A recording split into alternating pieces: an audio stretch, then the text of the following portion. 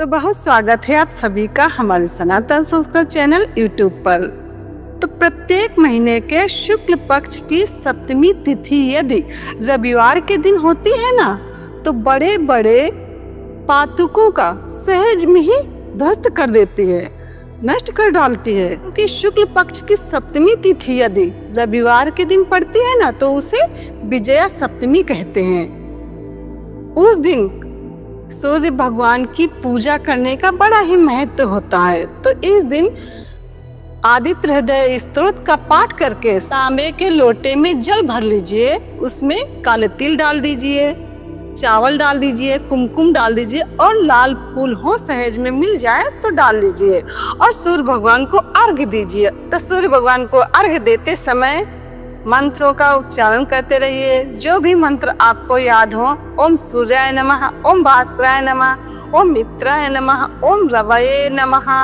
कोई भी मंत्र याद नहीं रहे तो ओम रवये नमः, ओम सूर्याय नमः, ये मंत्र तो अवश्य याद रह जाएगा सभी को। और इस दिन तिल के तेल का दीपक जलाकर सूर्य भगवान की आरती कर दीजिए और सूर्य भगवान से प्रार्थना करिए कि हे प्रभु, बहुत दिनों से, बहुत महीनों से ये बीमारी पीछा नहीं छोड़ रही है, इसमें राहत दिलाइए। तो अवश्य उस बीमारी में राहत मिलती है।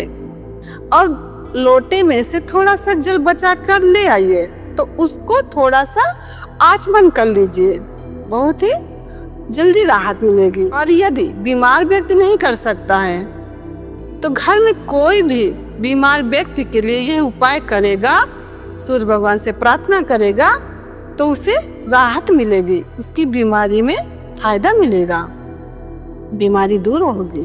तो अभी 4 मई रविवार के दिन विजया सप्तमी है, तो इसका लाभ अवश्य लीजिए। और विजया सप्तमी अपने आप में इतनी बलिष्ठ है कि बड़े बड़े पहाड़ जैसे पापों का भी नष्ट कर डालती है। यदि अनजाने में कोई गलतियां हो गई हो तो सहज में ही नष्ट हो जाती हैं। विजय सप्तमी की बड़ी भारी महिमा है, तो इसका लाभ अवश्य लेना चाहिए। और इसमें जब ध्यान करेंगे ना, तो उसका भी पुण्य कई गुना होकर के मिलता है। यदि शुक्ल पक्ष में रविवार के दिन सप्तमी तिथि पड़ती है तो उसे विजया सप्तमी कहते हैं। और इसका पुण्य इतना होता है कि जो सूर्य ग्रहण में पुण्य मिलता है ना, वही पुण्य विजया सप्तमी में मिल जाता है। तो सहज में ही जब ऐसी व्यवस्था ईश्वर दे रहा है, तो ऐसी तिथियों का लाभ अवश्य लेना चाहिए। रविवार का दिन है, यानी कि ऑफिस में छुट्टियां होती हैं, तो इसलिए आलस्य को छोड़ करके इसका लाभ अवश्य लेना चाहिए। तो 4 मई रविवार के दिन सूर्योदय से लेकर के सुबह 7:15 तक रविवार सप्तमी है, इसका लाभ अवश्य लीजिए। जो कि सूर्य ग्रहण में जो पुण्य की प्राप्ति होती है, वही पुण्य की प्राप्ति विजय सप्तमी में सहज में ही प्राप्त हो जाती है। और जो दूसरा योग है 4 मई रविवार के दिन सूर्योदय से लेकर के दोपहर में 12:53 तक रवि पुष्यामृत योग है।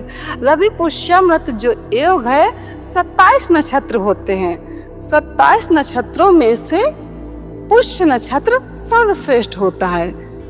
यदि पुष्य नक्षत्र गुरुवार के दिन होता है तो उसे गुरु पुष्यामृत योग कहते हैं। और वही योग यदि रविवार के दिन होता है तो उसे रवि पुष्यामृत योग कहते हैं। तो वही इस बार 4 मई रविवार के दिन पड़ रहा है। तो बड़ा ही सुनहरा अवसर है, जो कि एक साथ में 2 योग लग रहे हैं, इसका लाभ अवश्य लीजिए। तो रविवार पुष्यामृत योग में बरगद का एक पत्ता लीजिए और उसमें कुमकुम से ही स्वस्तिक बना दीजिए और वो फिर भगवान को अर्पित कर दीजिए। और फिर वो पत्ता अपनी तिजोरी में रखिए। घर में धन धान की वृद्धि होती रहती है, समृद्धि की वृद्धि होती है, बरकत बनी रहती है और घर से दरिद्रता चली जाती है। और इसके साथ साथ में अपना पुरुषार्थ करते रहना है। मैं ये नहीं बोलती हूँ कि जो उपाय कर लिया बस उसी से बरसना चालू हो जाएगा, बिल्कुल नहीं। पुरुषार्थ करोगे ना तो उसी में ये उपाय कुछ करते हैं तो सहज में ही हमको सफलता मिलती है। यदि हम दैवी सहायता को लेकर के कोई भी कार्य करते हैं तो हमको उसमें बहुत ही जल्दी आसानी से सहज में ही सफलता मिल जाती है। इसलिए ये उपाय करने से बहुत ही फायदा मिलता है। तो आप लोग देख लीजिए जैसा भी अनुकूल लगे।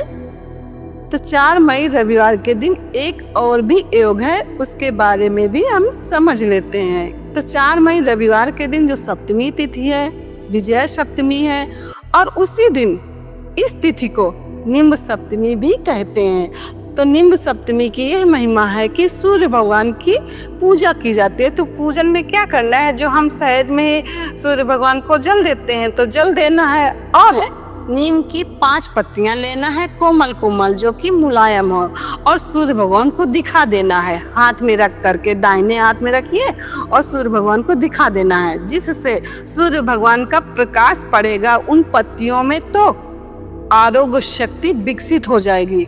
फिर सूर्य भगवान से प्रार्थना कर लेना है, हे प्रभु हमारी आरोग्य शक्ति को विकसित करिए, और उन पत्तियों को खा लीजिए। उसी दिन खाना है, यानी कि 5 पत्तियां जो है ना वो केवल एक व्यक्ति को ही खाना है।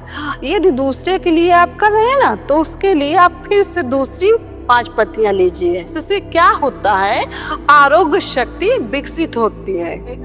तो ये उपाय अवश्य कर लेना चाहिए, क्योंकि शरीर एक साधन है। यदि शरीर होगा तभी तो हम पूजा पाठ कर पाएंगे, और शरीर ही नहीं होगा तो हम भगवत भजन भी नहीं कर पाएंगे। तो इसलिए 4 मई रविवार के दिन भूले बगैर नीम की 5 पत्तियां लाना और सूर्य भगवान को दिखा करके प्रार्थना करके उन्हें अवश्य खाना, ताकि हमारे अंदर आरोग्य शक्ति विकसित हो। जब हमारा शरीर स्वस्थ रहेगा तभी हम भगवान का भजन कर सकते हैं, कोई भी कार्य कर सकते हैं। इसलिए यह उपाय अवश्य कर लेना चाहिए। यह उपाय सुनने में बहुत ही छोटा लग रहा है, लेकिन बहुत ही काम का है। प्रत्येक व्यक्ति को मैं तो कहती हूँ ये अवश्य खाना चाहिए 5 पत्तियां, जिससे आरोग्य शक्ति, आरोग्यता के कण हमारे शरीर में विद्यमान होंगे, विकसित हो जाएंगे। तो यही महत्वपूर्ण जानकारी को यहाँ पर बताना था। जानकारी कैसी लगी कमेंट करके जरूर बताना। यहीं पे मैं अपनी वाणी को विराम देती हूँ। जय श्री कृष्ण।